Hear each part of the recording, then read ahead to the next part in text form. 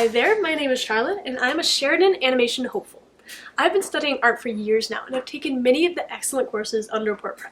Most recently, I visited an open house at Sheridan and received a portfolio review. Today, I want to share a bit about what I learned.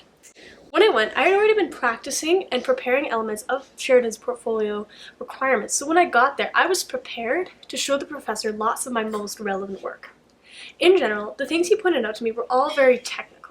For example, line quality in a landscape, or anatomical correctness in a figure drawing. That seemed to be his first focus, but then he also pointed out things like life and gesture in more than just the gesture drawings. This was such a big revelation for me when I was working under PortPrep, how gesture and drawing with life applies to a lot more than just gesture drawings. You can find it in landscapes, prop designs, perspective interiors. Even the most technical drawings need to have life in the line quality, the shape, and the general movement of the piece.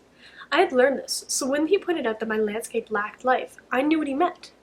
This experience was extremely helpful, and because of my strong background of receiving critique and instruction from PortPrep, it was crucial for me to gain the most out of this experience.